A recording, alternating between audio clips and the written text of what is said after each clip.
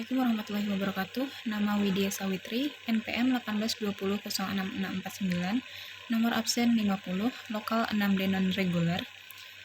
Mata kuliah Perencanaan Pembangunan, dosen pengajar Jumadi SAPMT. Di sini saya ditugaskan untuk menjelaskan tentang hukum dan peradilan dengan analisa masalahnya, tujuannya, upaya pemerintah dalam melakukan pembangunan dalam urusan tersebut, serta lembaga pemerintahan yang menangani. Hukum merupakan peraturan di dalam negara yang bersifat mengikat dan memaksa. Peradilan adalah segala sesuatu mengenai perkara pengadilan. 1. Sebagai suatu proses pelaksanaan pembangunan hukum dan peradilan, dan dalam permasalahan pembangunan hukum dan peradilan memiliki beberapa kendala yang berasal dari dalam negeri maupun dari luar negeri. Kendala dari dalam negeri berupa adanya 1. Asumsi bahwa perencanaan pembangunan hukum yang sifatnya khusus tidak diperlukan karena sudah menjadi bagian dari perencanaan pembangunan yang sifatnya umum. 2.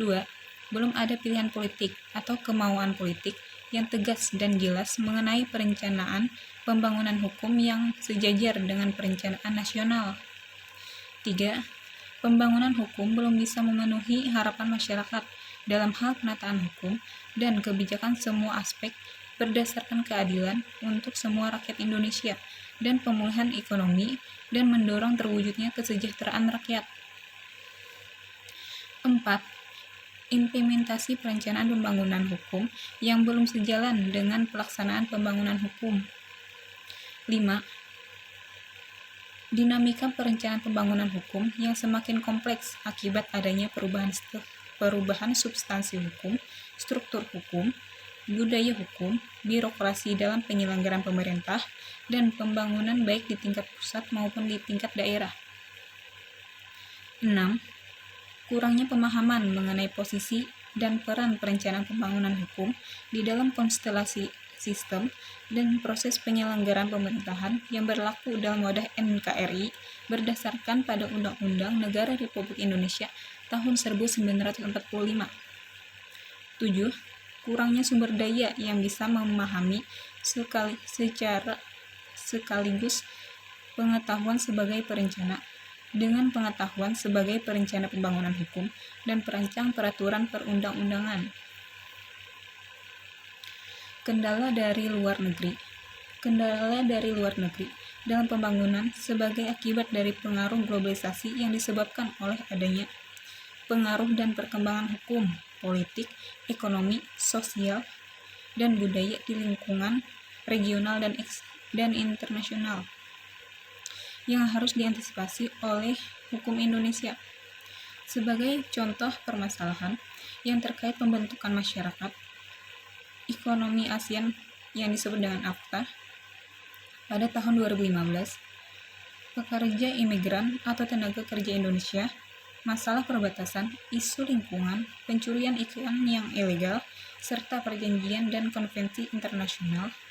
Kendala yang dihadapi dari pengaruh dan perkembangan global ini seringkali tidak sesuai dengan hukum dan prinsip-prinsip hukum yang ada di Indonesia.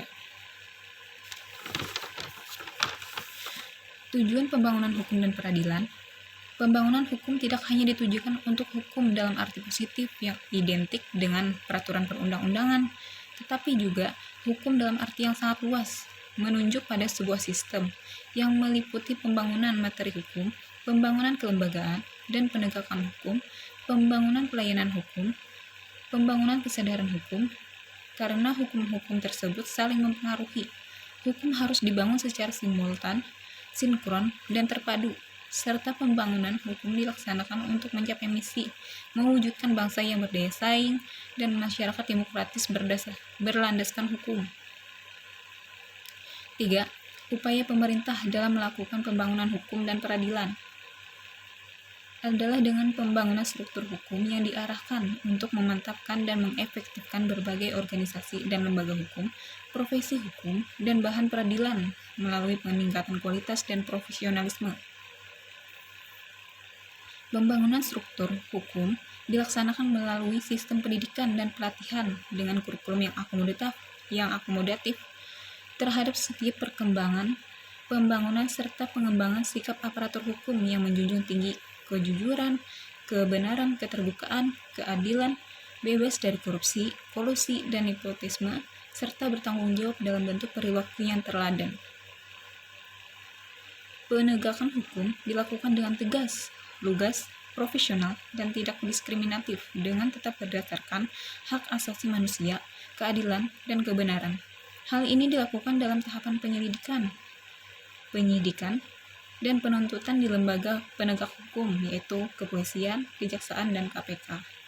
Penegakan hukum di lembaga peradilan dilakukan dengan persidangan yang transparan dan terbuka dalam rangka mewujudkan tertib sosial dan disiplin sosial sehingga dapat mendukung pembangunan serta memantapkan stabilitas nasional yang dinamis. Sementara itu, peningkatan kesadaran hukum masyarakat dilakukan dengan meningkatkan akses terhadap segala informasi yang dibutuhkan masyarakat dan meningkatkan akses kepada masyarakat untuk terlibat dalam berbagai proses yang baik dalam proses pengambilan keputusan pelaksanaan pembangunan nasional. Peningkatan kesadaran masyarakat harus didukung dengan pelayanan yang baik, dengan biaya yang terjangkau, proses yang tidak berbelit-belit, dan mencerminkan rasa keadilan. 4. Lembaga pemerintahan yang menangani pembangunan, hukum, dan peradilan ada 4 unsur, yaitu 1. Kepolisian. Berperan dalam penangkapan, penyitaan, penyelidikan kepada masyarakat yang tidak taat hukum. Lembaga ini juga bertanggung jawab rutin melakukan pemeriksaan surat-surat yang diterbitkan oleh kepolisian. 2. Mahkamah Konstitusi. Bertugas menangani kasus-kasus hukum di meja peradilan, terutama dalam kasus persengketaan yang memang belum ada jurisprudensinya. Mahkamah Agung.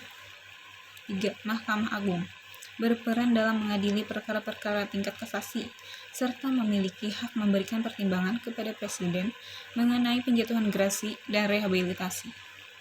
4. Pengadilan Militer. Lembaga ini dibentuk dalam pertimbangan keamanan negara. Ada tingkatan dalam lembaga ini, yaitu Peradilan Militer tingkat A berada di kota tempat Kodam, dan Peradilan tingkat B berada di kota tempat Korim. Sekian materi tugas dari saya.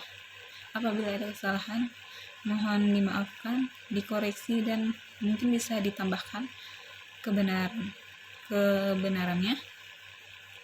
Terima kasih. Wassalamualaikum warahmatullahi wabarakatuh.